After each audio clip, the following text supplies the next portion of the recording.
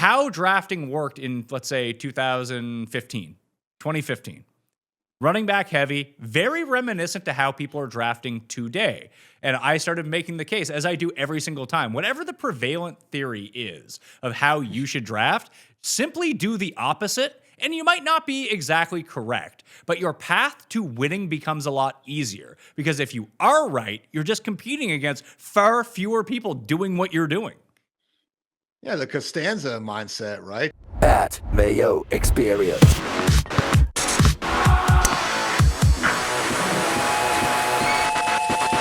Welcome to the Pat Mayo Experience. If you missed the running back ranking show, shame. Get the bell. Shame on you. Hit the description. You can get the link to those, as you can find all of the updated rankings for Ian Hartitz rankings for each position for fantasy football 2026. Sir, you are back. We're talking receivers and tight ends and how those two things mesh together. Just quick initial question. How much value do the top end tight ends hold this year? And who are the top end tight ends? Is it 3 of them? Is it 1 of them? Like, how does that really go down the list for you?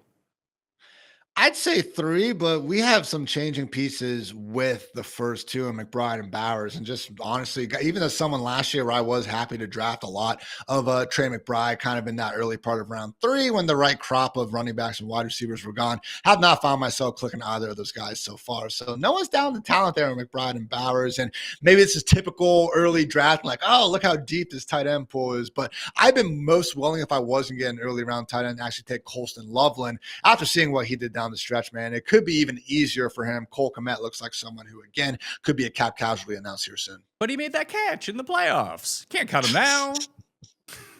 Loveland getting going, man. So again, it's just same. And that was why, honestly, not to hurt myself, pat my own back, but I had McBride over Bowers last year just because I was like, all right, Bowers is awesome and everything, but so is McBride. And there's just less changing pieces for McBride. He had his quarterback come back. Didn't know Jacoby was going to go ahead and take over and make everything better, but he had the same offense. Bowers obviously going to Geno Smith wound up being a bad thing, and Chip Kelly didn't help matters as well. So with Loveland, again, having Caleb, having Ben Johnson back, I think there's less changing pieces for him. So Harold Fannin, obviously, who knows what's going to happen in Cleveland, could be good with Top Monken. David Njoku's out of the picture. He deserves to be up there. But again, Loveland, just based on their cost right now, he's been the guy I've been clicking. So in early underdog drafts, because yes, there are drafts going on right now, and there's a lot of money up for grabs. You want to get in and do some of these early drafts because you got a good lean where you want to draft. Code Mayo at Underdog right now will get you a deposit bonus of up to $1,000. You can draft your teams off that bonus money. So I'd do that. Plus, if you play a $5 entry, you'll instantly get $75 in the pick'em game right away as well. So there's no reason not to go to Underdog right now. Go sign up, figure it out. Trey McBride's going at pick 15. Bowers is going at pick 20. Then there's a drop to Loveland at 43. Then there's a drop to Warren, Fannin, Tucker Kraft. Is Kraft going to be ready for week 1? Maybe. I think he's on pace, but yeah, it's a maybe. And then it's Kyle Pitts at number 90. I think he ended up as the number 2 scoring tight end last year. However, if you take out that one ridiculous game he had, I don't think he was number 2. Yeah, but you know what? I didn't think it was a fluky, ridiculous game. Like when he went out there and made some big plays, it wasn't like one coverage bust after another. So he is an unrestricted free agent, but it seems like he'll probably be franchise tagged. So that's another situation, man. New offense. Obviously, Stefanski has done some good things with tight ends in the past, but I don't know, Pat. I don't want to say I felt amazing about Michael Penix going into last season, but he at least flashed a little bit. That was pretty rough last year, and now he's got to come back from another knee injury. Like, I think you could almost argue the better thing for Pitts would be having Kirk Cousins back in the picture, because when Penix is out there, man, I just feel like he's throwing flamethrowers to a triple-covered Drake London more so than checking the ball down to his tight end. Is there anyone you can think of at the top of your head? Because obviously you have the rankings like Kelsey, Ferguson, Kincaid. These are like 9, 10, 11 at tight end. From down the list that like, I could see that guy breaking out. Would it be a Rondé Gadsden? Would it be, I feel like we should say TJ Hawkins, but it's never going to be him. Like Jawan Johnson played really well with Chuck. Yeah, man, he's not. He is more expensive, but still pick 150 overall. So Jawan makes a lot of sense. Would you take a Jawan Johnson over Mark Andrews and Dalton Kincaid and Kelsey? Guys, Kelsey was fine last year, but it felt like Johnson was actually a part of that offense on a weekly basis. Now, again, that could change. Who knows what Kellen Moore is up to in year 2. But I doubt Kelsey outscores what he did last year, especially if we don't get Mahomes for the first 6 weeks.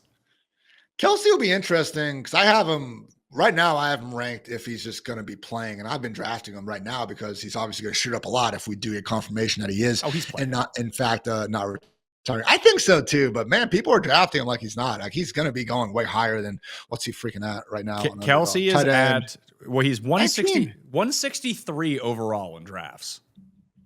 Yeah, I mean, he'll be, I think, 40 spots higher once we do find out for sure he's playing. So he's a good value if you guys are out there right now. I will say, again, some of the cap casualty stuff going on. Hawkinson is almost surely going to be out of Minnesota, so we'll see where he ends up landing. Getting the right Rams tight end is going to be interesting because Tyler Higbee should be out of the picture. I don't think they're going to get rid of Colby Parkinson, but he has a sort of contract with the cap savings and the minimal dead money where they could. Like he's being flagged as a potential cap casualty because of the way his contract is set up. The Rams actually have a good chunk of money. I don't think they need to, be making these huge improvements. They love running 2 tight end sets. Parkinson did a good job for them last year. So I don't think they're going out of their way to drop him. But man, this Terrence Ferguson kid, I know he didn't get a ton of production last year, but he is that sort of rising second year tight end. Sean McVay, even though he doesn't drop a ton of plays for him, gushes about his ability to win as a receiver at all 3 levels. And he is that tight end where he can actually win downfield. I thought it was honestly kind of funny. Down the stretch, they didn't have a wide receiver. Like they paid Tutu, but he was a healthy scratch. They almost used Terrence Ferguson more so as their field stretcher for portions of time. So Ferguson's been someone too, very late in drafts. I need that third tight end to stack on. He's kind of been the wild card dart I've been throwing. Where do you think Njoku ends up? Probably Atlanta, following his boy Stefanski. So if we just hate ourselves. If Njoku goes to Atlanta, then Pitts isn't going to be there. I think they could run both. They love that in Cleveland, Yeah, Austin really, Hooper, really Njoku, Harrison Bryant. Yeah, it was good. I know. No, I'm very successful. I hear you. They don't even have the wide receivers though. Like Mooney's someone who might not be there. They were throwing the ball to David Sills. Like we were making fun of one of those teams earlier for the wide receivers down the stretch. New Orleans. Like Atlanta really wasn't that much better when London was banged up. So I hear you. Like I'm not betting on the Falcons being exactly a model organization here moving forward. But I think Njoku probably follows Stefanski. Tell me where the wide receiver tier 1 cutoff is. Jamar Chase, you have it number 1. Then it's Puka, JSN, Amon-Ra, CeeDee Lamb, Rashee Rice, Justin Jefferson, Nico Collins, Drake London, Chris Olave, Malik Neighbors coming off of injury, AJ Brown. I don't think AJ Brown could be in that conversation with those guys. I don't think that he is right now.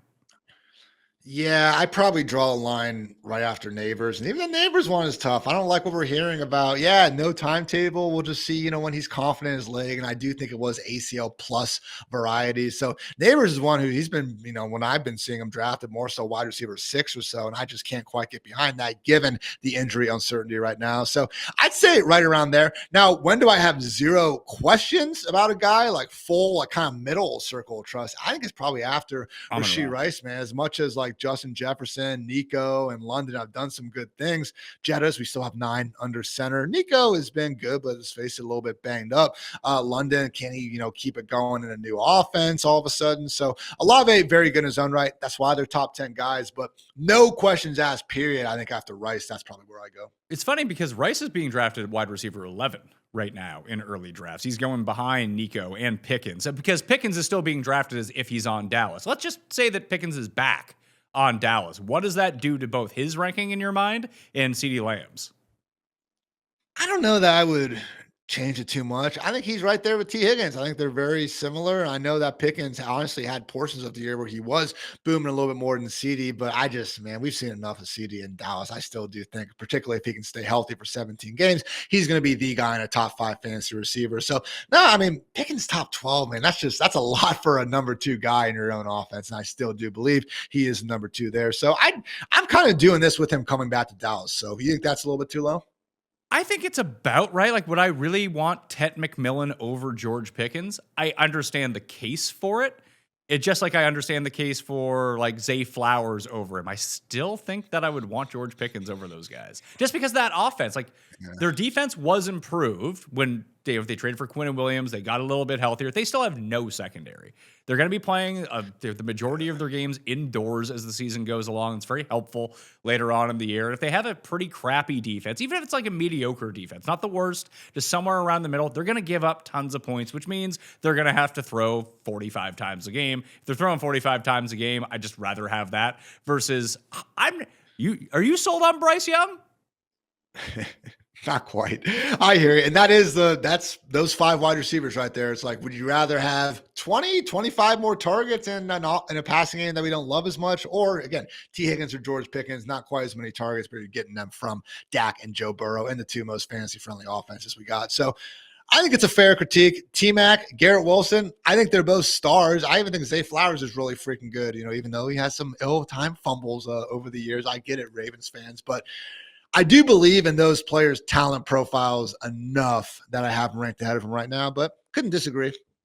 The talent profile I guess agree with you on. And even though the situation is as a wide receiver too, I think it's just a more friendly environment for scoring fantasy points right now. Maybe this all changes when guys are signed, guys are traded, whatever happens, coaching changes, we have a brand new look offense coming in. Here's what we're playing. Okay, well, maybe that does change things. But as it stands right now, I think I would go, especially over Garrett Wilson, because I just have no clue who's going to be. We saw what happens when really crappy quarterbacks throw him the ball. He then quits football and never plays again. Oh, come on. He was balling out before he got that knee injury that I do believe to be very real. Yeah, he still led the New York Jets with 400 yards receiving last year. He had one of those fun games where he had like 13 catches for 30 yards. God, I'm trying to think of like a best case Jets quarterback. Tua. Is that Kyler? Tua or Kyler are the 2 best cases. That's real sad for the Jets. Oh my God. Malik Willis. Like, I'm not feeling good about any of those guys. Like Willis, I would feel good about. It's probably going to be Justin Fields, and that's bad. That's really bad. There's no way they can go back with Justin Fields. The thing about Kyler that stops me is I just think they have all their eggs in the 2027 quarterback basket, which makes sense. They already have 3 first-round picks in that, draft and everything like that. So they probably, I don't think they have to send any of those early picks for Kyler or anything, but I don't think they want to mortgage themselves to a quarterback for more than just this 1 year. So a completely lost year. Like, is Aaron Glenn going to make it to 2027? I don't really think so. So back to the tier 1 conversation. In my circle of trust, it would be the first 5 guys. I wouldn't have Rashee Rice in there. I think that for a value right now as wide receiver 11 going pick number 24, you could scoop him at the turn in round 2, maybe even pick 1 of round 3. That's a really good pick. That's where I would want to take him. But Chase, Puka, JSN, Brown, and CeeDee Lamb would be the 5 for me that I would trust the most. All 5 of those guys going inside the top 10. We spoke a little bit on the running back show about how many running backs are going early, and that's really playing itself out. Once you get past running back 14, 15, 16, then it starts going to the receivers. But those 5 seem to be the ones where there's just no questions asked. The bigger question, I think, would be in round 2 with the way that drafts are going right now. You mentioned Neighbors. I'm a bit squishy on Neighbors as well, coming off this injury, but Justin Jefferson's going at pick 14. Trey McBride is going at pick 15. I think I'd probably take McBride over Jefferson right now. Oh, yeah. But with McBride, man, I will say, great tight end, obviously.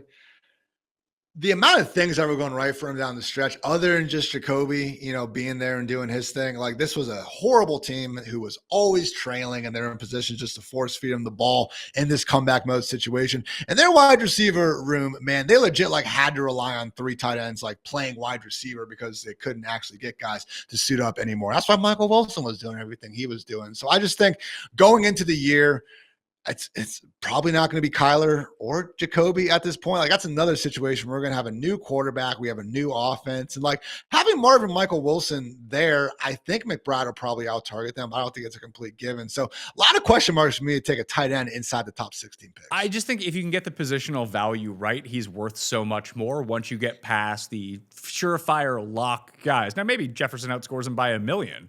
But unless something dramatically improves with the Vikings, if it's J.J. McCarthy, I'd feel pretty good about it. I think he's okay. I think that he'll force feed Jefferson the ball, but dude can't stay on the field. Then you get Max Brosmer throwing the ball. It's like, oh no, this is bad.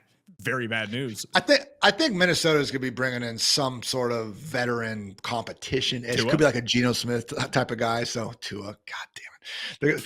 I will say the Tua thing is going to be like the Brock Osweiler contract. We're going to need to see Miami literally attach a draft pick for someone to go ahead and take that. Overall, though, You're right. I mean, if you want McBride over Jefferson, that's fine. I want Hampton. I probably want Saquon. I want Genty and Achane over those guys. That's why I'm liking running back in round 2 right now. Look, I'll be straight with you. We talk all the time about getting better at work, sports, in life, whatever it might be. But most guys ignore the one thing that actually drives all of it: your head. Therapy isn't a weakness, it's a tool. I've seen it help guys deal with work stress, family stuff, breakups, addictions, whatever it might be. Just getting unstuck when everything feels heavy. The problem?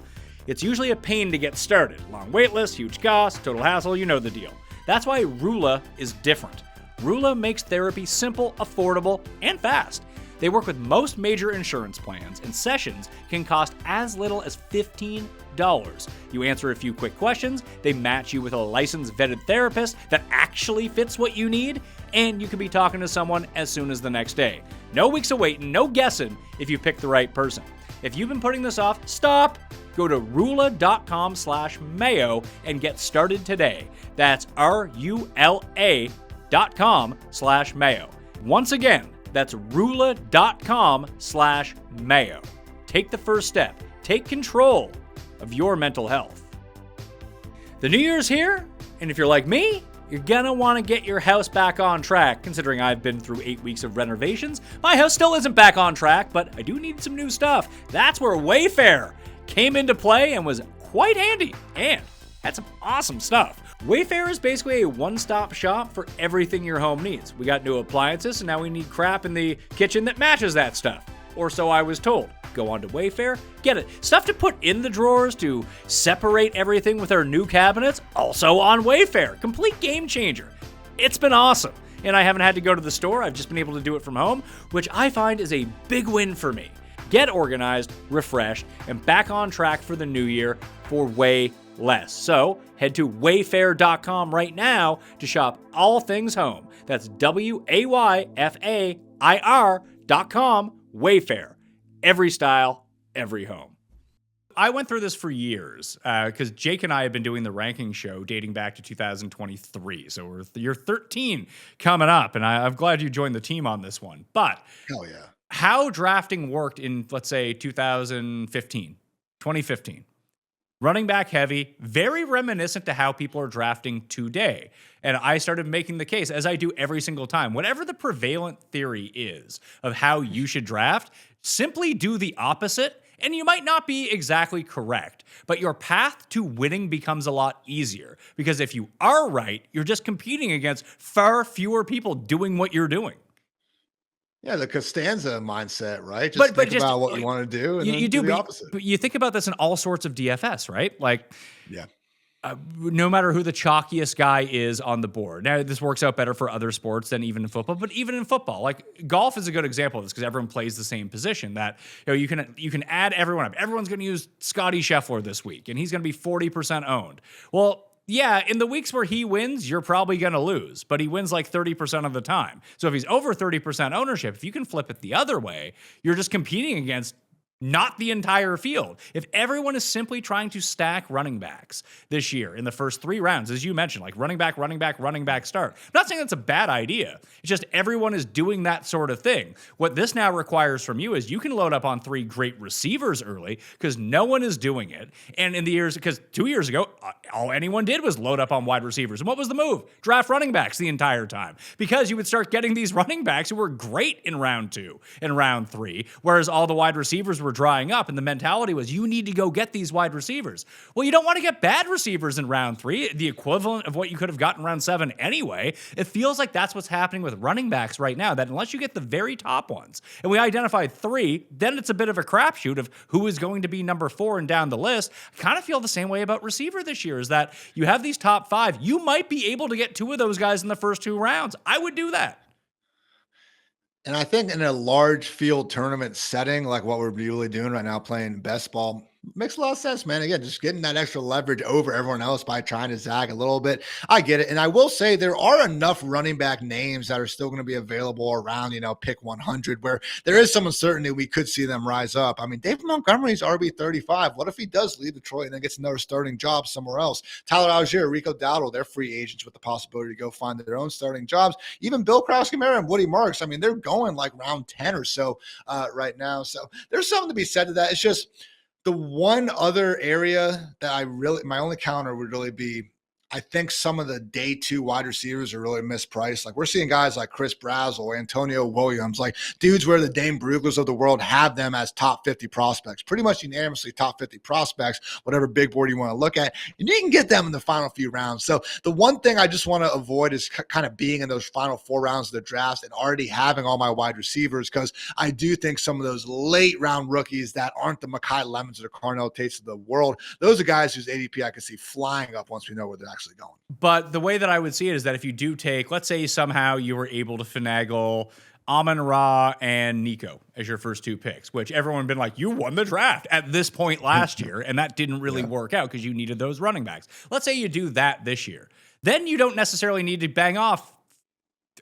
You can go a tight end. You can go 4 running backs in a row in those middle rounds. Maybe that's the strategy. I haven't worked it completely out, but just thinking about how you would start drafting your teams, you wouldn't be overloaded with wide receivers, because that would be the strength of your team to begin with, that you wouldn't have to take another one for a while unless there was someone just big value sitting back on the board that everyone's still going running back. You're like, okay, all right, you know what? I will take George Pickens in the 4th round because he's still sitting here, whatever it might be. But then you can wait even longer for these guys at the end that you're talking about, because you're always going to be able to find those guys towards the end, and you still need to think about what sort of stacks that you want to do. There's more that goes into it than that, but just intuitively, whenever I see that running backs are just, the moment you told me that people are starting their draft running back, the first thing I thought was, man, I bet your receiver is going to be good value. Yeah, and again, if you can get that line like you were talking about, Amon-Ra and Nico, and I put Rashee Rice in there as well. I don't really have as many big concerns. We'll see what happens with some of the ongoing legal issues with that dude. But no, man, and hey, let's face it, always pretty easy, regardless if you're taking running backs or wide receivers, through the top 36 picks, you can make it look fine. That's what always kills me when everyone's like, oh my God, this start. It's like, throw 4 darts at any top 48 players and you're still going to have, some decent guys. So just about finishing that roster. But however you want to do it, man, I do think there's enough later round value at quarterback with Malik Willis and Kyler Murray just being screaming buys as low as they're going. And then even at tight end, dude, like Jake Ferguson was a tight end 1 through like 7-8 weeks of last year. He's going pick 126 right now. We'll see where Goddard ends up. Kenyon Sadiq could be a top 15 overall pick. Mentioned Juwan Johnson. Like, even Hunter Henry and Travis Kelce, dude, going outside the top 150. Figuring out the early round running back and wide receiver situation is fine. I mentioned Colston Loveland, and I'm okay taking him sometimes, but really is nice, I think, being able to bank on 3 later round QBs and tight ends. Yeah, for example, if you just start looking at it right now, a Colston Loveland pick number 43, Zay Flowers number 41. These are going in the same range as Cam Skattebo. Yeah. Like, just give me the receiver. I want Skattebo, though.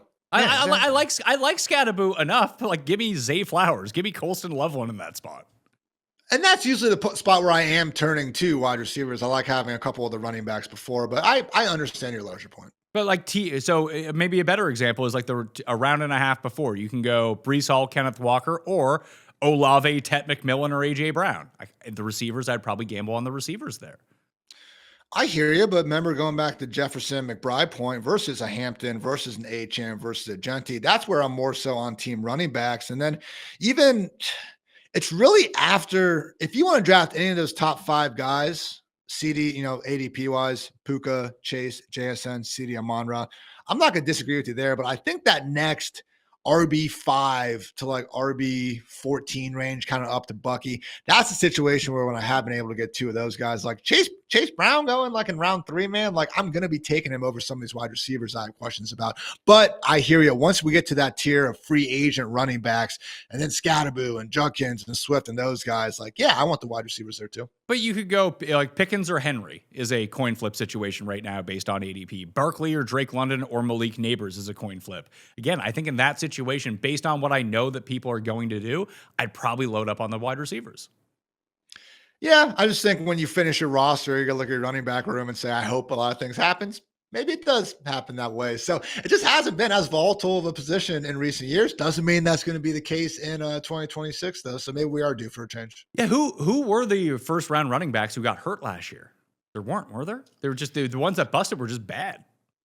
And the wide receivers have been the ones getting hurt. So, yeah. But for years it was, I can't draft a running back. All they do is get hurt. Wide receivers, beacon of health. Like this stuff.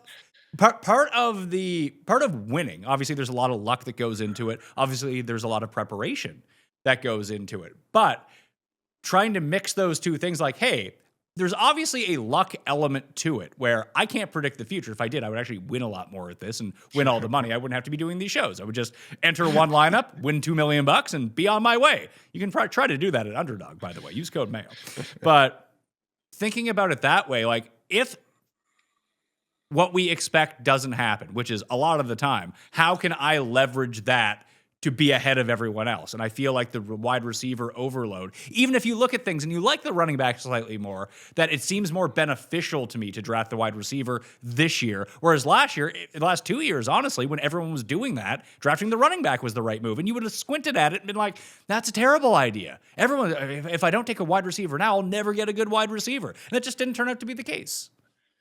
And I've done this in the past where I've looked at kind of top 12 weeks from different position groups with an ADP of 150 plus. And you do see way more running backs, quarterbacks, and tight ends in the late round values giving you the spikes versus wide receivers. As much as there could be, a rookie year Puka or a last year Michael Wilson, like those really are much more rare than the random freaking handcuff running backs who just come in with one injury and all of a sudden are doing their best, Rico Dowdle impressions. So it can work.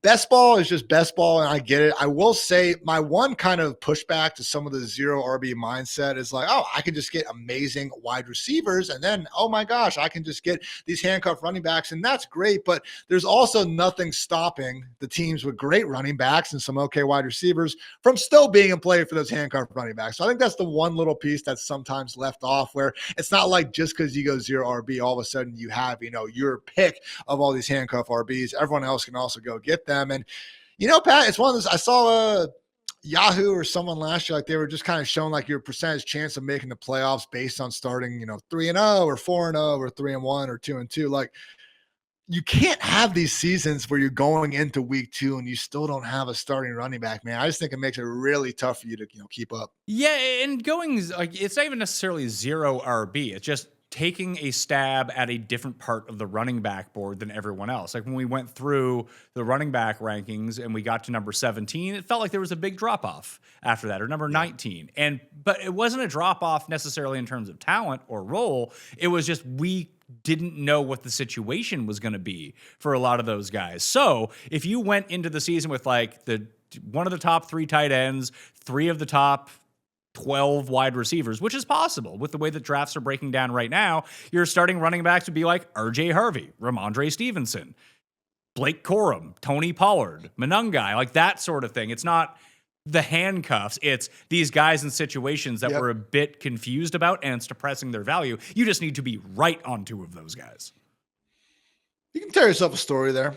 I hear you. That would be the kind of group where I still want to have, to your point, 3 or 4 of those guys probably before I get into round 10 or so. So I guess the move would be you want to go, again, probably 3 wide receivers inside the first 3 or 4 rounds, but then you want to have another 3 running backs, I would say, in your next 5 picks, because that's more so the issue. Because once I do get to the later rounds, I don't know, man. After Charbonnet and Tajai Spears, it just gets rough in a hurry. So maybe I'm not seeing the board as clearly. Maybe some of these rookies, the Penn State kids and all that, they get going. But that's been just more so my hesitation. It's like I don't like getting to these final 6 rounds of the drafts, and there's a ton of wide receivers and even quarterbacks and tight ends I'm into. But man, just right now, I don't see running backs outside the top 150 picks that really look all that enticing. Fill me in on the rookie wide receivers in this class, because you said that there might be a few that go inside the top 50, which would make them pretty draftable right away. Yeah, let me I was looking at Daniel Jeremiah's big board and kind of figuring out some of this. So is Carnell Tate's going to be the first receiver? Yeah. Him, Malachi Lemon, and Jordan Tyson, I think, are in a tier of their own. I think Denzel Boston and Casey Concepcion could also be round one guys. They're getting a little bit of a discount, more in that wide receiver 4, wide receiver 5 range. After that, though, the guys who I find myself clicking really late, like the last 3 rounds, Chris Brazzle, big, tall, fast dude, but he went to Tennessee, so everyone's just got Jalen Hyatt. Like, this dude went for like 170 yards and 3 touchdowns versus Georgia, and instead of appreciating that, everyone's like, this is Jalen Hyatt versus Alabama all over again. So Chris Brazzle's interesting to me. Malachi Fields just had a really big Senior Bowl, Notre Dame kid, and he's someone that, again, is getting some late round 1 hype. He's free at the end of drafts. Antonio Williams from Clemson, he's someone who, again, constantly seeing the top 50 of big boards. He's nowhere near, going that high. Omar Cooper out of Indiana, he's actually behind Elijah Sarrett, his teammate, but he's actually expecting to go earlier, it seems like. So there's a couple other guys. Zachariah Branch has some fans. I think he's a little too gadgety to get truly hyped about, but he's going cheap as well. Chris Bell's got a little bit of hype, but he had a later season ACL, so we'll just caution that. So overall, end of draft dart throws, Chris Brazzle and Malachi Fields have been the 2 main guys I've been throwing darts at. George Pickens comes in at number 16 in your rankings. Then it's T. Higgins, Jameson Williams, Devontae Adams, who we expect to be back with the Rams, McLaurin, Jalen Waddle is just there. Number 21, no Tyreek Hill anymore.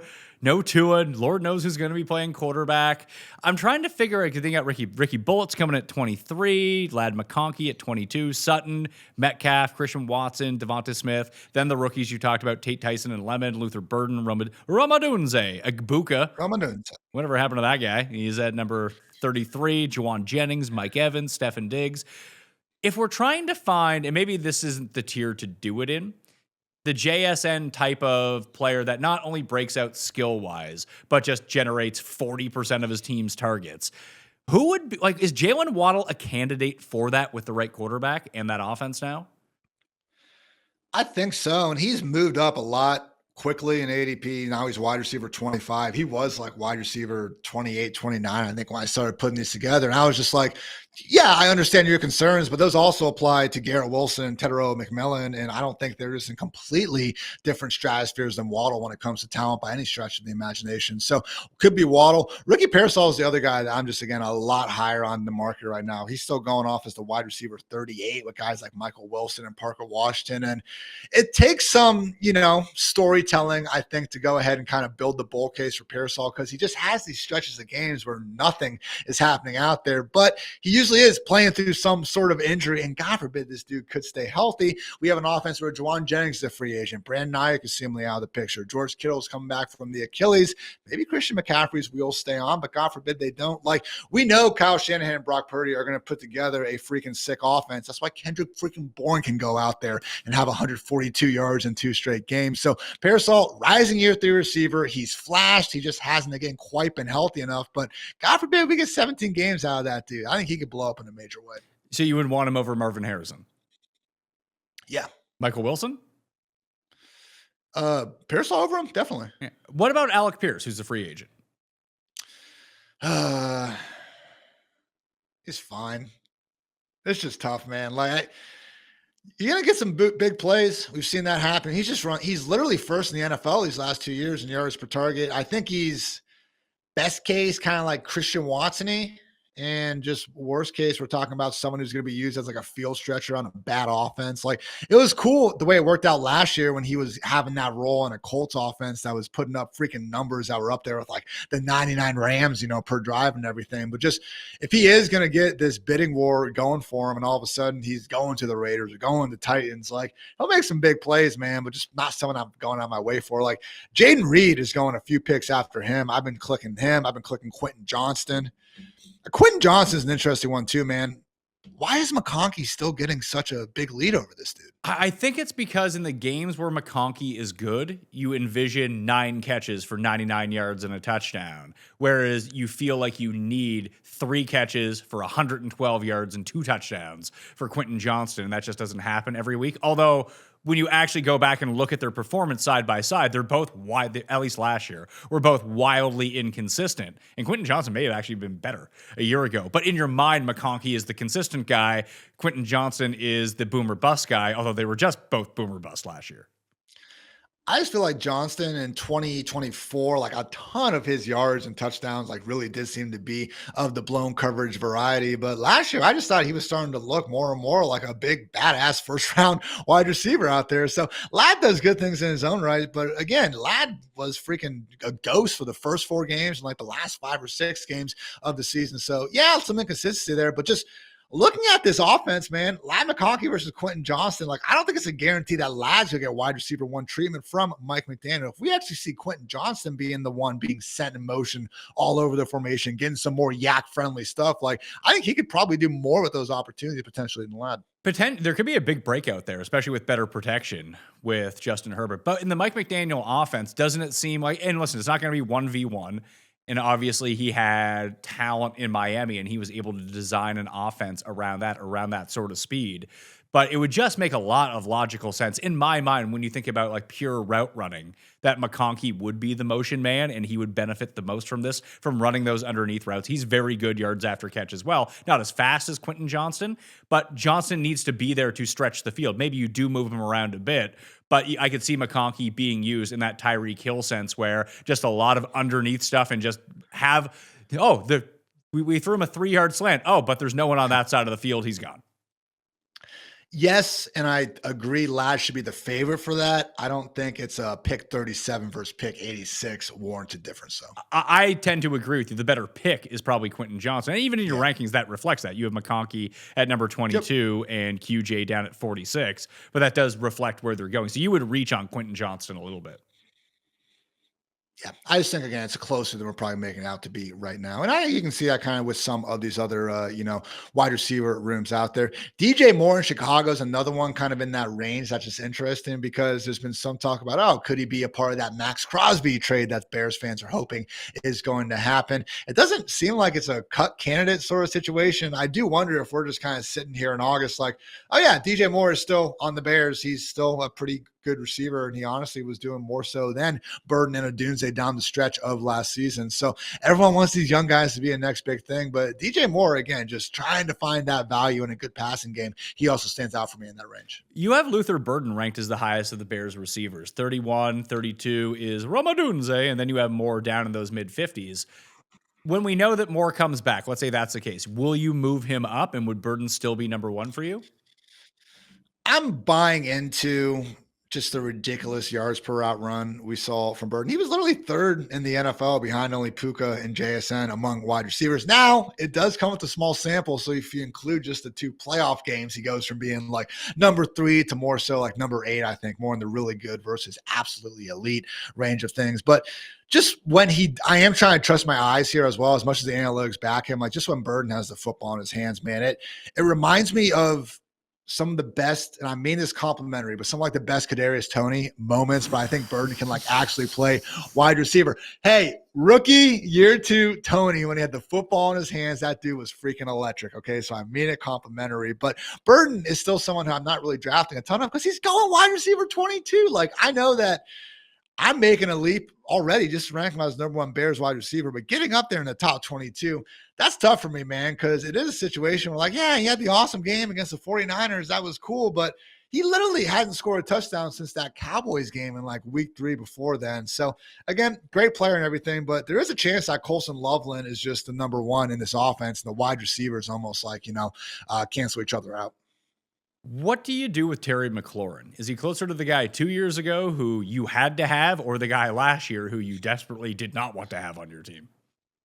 It's kind of a fun range for him because Daniels is cheaper coming off of his injury season. So if you are like Daniels is going pick 64 and Terry's pick 48. So you actually have the chance to get Terry and then wait and hopefully get Daniels. And if you have Terry, hopefully no one's, going too far out of the way to kind of take Daniels from you. So no, I'm cool with Terry. Maybe my Columbus, Ohio homerism seeping in there, but I just think last year, everything that was going down with the injuries to start the year and then didn't have Jaden Daniels when he was finally healthy at the end. Yet we still saw Terry going into Denver and looking like, the best player on the field for time. So no, I'm still cool with Terry. And then also just we'll see. Guys are going to be added the offenses, but Deebo Samuel is a free agent. Zach Ertz is a free agent and coming off the torn ACL. Like, I think Luke McCaffrey might be the only other wide receiver basically under contract in Washington right now. So it really is a situation where we could see a ton of targets going Terry's way. And if Jaden Daniels is going to be healthy, man, like that's a situation where Terry's almost being priced down as like a number one receiver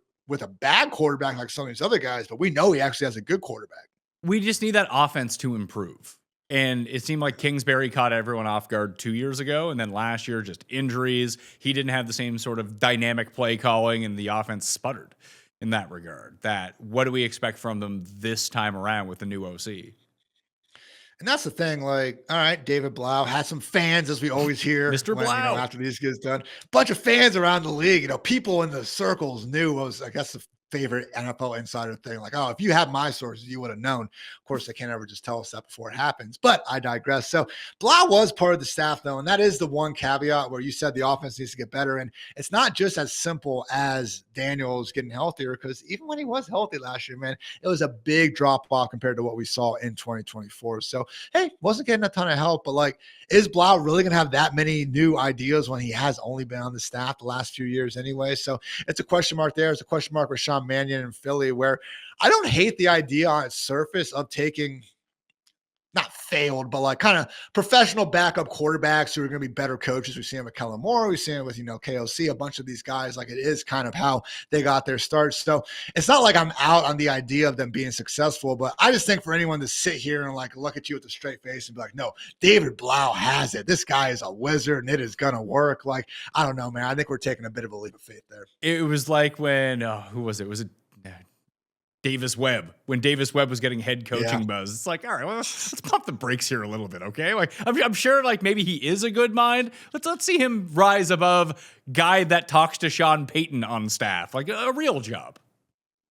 Like, I don't know, man. I don't love that the first time you're calling plays is now literally like, can we ramp him up a little bit? Not like David Blau. He wasn't even the quarterback's coach. He was the assistant quarterback's coach. Assistant too, the quarterback's coach. I'm not sure which one it was, but now he's literally all the way up there at OC. So it just, I don't know. There were a couple uninspiring hires. That was one. I didn't love seeing the Jets sit on their hands and then like bring Frank Reich out of retirement. Or hold on, he was coaching at Stanford last year, and I was like, oh, how'd the Stanford offense do? Guess what? Absolutely abysmal. So just a couple of these where I was like, I think they probably kind of lost their preferred guy, and then kind of had to sort of start weaving this story to go ahead and just get whoever else was available at that point.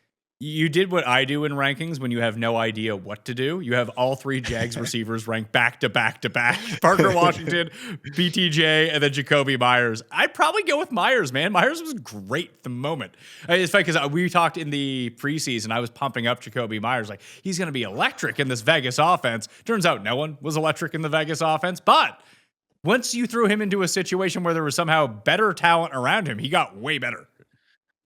Yeah, no, that first 4 or 5 games that he was in Jacksonville, he basically snatched that number one job. The problem is then Parker Washington kind of took it back. And then you look at BTJ and it's like, well, he is only 1 year removed from such a great rookie year. Still flashed a couple times last year. So I'll be interested to see if some of these trade murmurs for BTJ actually do come to fruition. He's been one of those trendy names out there. Obviously, they said Travis Hunter is going to be more so of a primary defensive player. So we could have a situation where it's kind of like 4 guys rotating and they keep Brenton Strange involved. So stealing for all parties involved could be a little rough. So I don't disagree with the Jacoby sentiment. Parker Washington, though, man, he would be like the next, and we've seen this with Shaheed, Miles Austin back in the day. Like, there's something to these later round guys who just every time they touch the football, particularly in the return game, they're making a ton of plays, and then they start getting offensive opportunities, and then they kind of run with it. Like, I do think if, again, kind of thinking about the alien test, like make an alien watch all the Jaguars games from last year, and who are they going to tell you they think was the best wide receiver? I think Parker Washington's highs were better than Jacoby and BTJ. Myers is going last of these 3 guys. He's going at pick number 85, and the other guys are going at pick number 75 and like 70. I'd probably just take this is a strategy that has worked out for me throughout the years, that when you're unsure about a situation, just take the cheapest guy. Yep. I get that. I was, some of these backfields too, like Javonte Williams was the cheapest one in Dallas. More Miles Sanders was there. It was like a last round dart, but no, I think a lot goes into that. I will say it's troubling to me with BTJ, as much as we saw the rookie year and it was great, but ESPN has their advanced receiver rankings. Not saying they're, 100% accurate. I don't think any stats 100% accurate. Out of 110 wide receivers, Brian Thomas Jr. was dead freaking last. Worse than Xavier Legette, Pat. That's not good, man. And he doesn't have a hilarious cadence with his voice like Xavier Legette either. He doesn't talk like Boomhauer from King of the Hill. Puka comes in at 103. I think this is biased a little bit to the kind of sacrificial X, like the field stretcher guys who, again, it's just a little more boomer busty out there. But Puka's another one I had a lot of trouble with. Those Tampa Bay wide receivers right now, too, with Mike Evans hitting a free agency. Not sure if he's just going to try to keep staying in Tampa. He'll be back. I tend to think so as well, but that would be interesting, man. Maybe he takes kind of a 1-year deal to go chase a ring somewhere. But with Puka, that's someone where I remember in the preseason, for like our really hot take thing, I told you guys, I think Puka's like, I was like, I think he's going to be closer to a wide receiver 4 or 5 in fantasy as opposed to this breakout star. And could not have been more wrong the first 7 weeks. Then it kind of fit for the second half of the year. When you look at the results at the end of the year, you were proven to be right. The problem is anyone who produces fantasy football content knows, is that everyone watches the first 4 weeks and then they stop watching so much at the beginning of October. By the time that Puka started to suck in like the end of October, everyone had kind of tuned out by that point to see how right you would end up being. I know, and I don't like doing the whole, look at this quote tweet of something I said in last June. Oh, don't worry. Jake's on the show. He can cover that. But I will say with Puka, trying to just not miss the forest for the trees, however that expression goes. He still earned 127 targets as a rookie. He still went out there and did have a really, if Puka's season had been flipped, how awesome would we be feeling about the guy? Well, that's it. But is that a good thing or a bad thing? Because if he started slow as a rookie and then morphed into this guy who was awesome, I think you would justifiably be more excited about him rather than the guy who started off hot and then did nothing. Who was the Tampa Bay receiver who did this? And I'm old, but I should be able to remember this. Other Mike Williams? No, it was before that. I think it was Michael Clayton. And he had an amazing rookie year. And then he started going as like a top 10 receiver. I don't know if he ever played another game. That's how bad his stats were. I think that was his name, Michael Clayton. So like the movie. I think you're right, first of all. With Puka, though, I will say, like the second half of the year, Baker wasn't playing as well. Puka got that week 8 hamstring injury that we were like, all right, he's back. He must be fine, but maybe he wasn't as fine as we thought he was. So you can still watch him and see that he was doing his thing. The damning part and the way that Puka doesn't, really improve is if we see Evans come back, very possible to your point. And then if we're going to see Jalen McMillan and Puka splitting snaps again while Godwin and Evans are starters, like that is how things go nowhere near as well for Puka. But it's not a 1-for-1, but I didn't draft enough Wan'Dale Robinson last year. I was freaking chasing Darius Slayton. That really went great. And just with Wan'Dale, obviously he was a lot cheaper, so this should have been more of a layup, but I want to look at guys, and when you demand 140, 130 freaking targets, just that guy's probably really good at football. I think that should generally be a rule of thumb. If someone's cheap enough, just throw that dart. So I know Puka's not going as cheap as Wan'Dale, but I want to try to give him credit because I think, again, we're probably focusing on half a rookie season when if you look at it as a whole, it was still pretty good. It was, but we were dealing with a gimpy Godwin at the beginning of the year. He wasn't around, and just like a lot played into why he ended up becoming more of a focal point. And then when asked to be the wide receiver 1, that didn't really work out. And then by the time that he was okay, everyone else was back. And as you mentioned, he was splitting snaps again. Now, maybe there's enough draft capital that they can move on from that and really involve him in year number 2. Here's the Michael Clayton stat, by the way. Michael Clayton drafted in the 15th pick in the 2004 draft. In his rookie season, started 13 games, played all 16, 122 targets, 80 catches, 1,200 yards, and 7 touchdowns. He never had more than 38 catches ever again in a season. He is one of those guys where when I'll do these kind of like best rookie season evers, you'll see the Michael Claytons of the world pop up every now and then. Those Gruden offenses were fun. I'm looking at now. The next year, Joey Galloway had like his last great season. Then we got some 1,200 yards. Then we got some Antonio Bryant back into the mix for a couple of those years. Keaton McCardell was firing on all cylinders sometimes. Oh, those Tampa teams were great. Joe Jurevicius. Yeah, man, we had some names back then. Joey Jojo Scattaboo. He's great. Let's see. 2 more. And so we have tons of time to talk about this. Do you think Tyreek ends up signing anywhere? And do you think he's going to? His injury sounds like the Tank Dell injury, where he might just be out next year.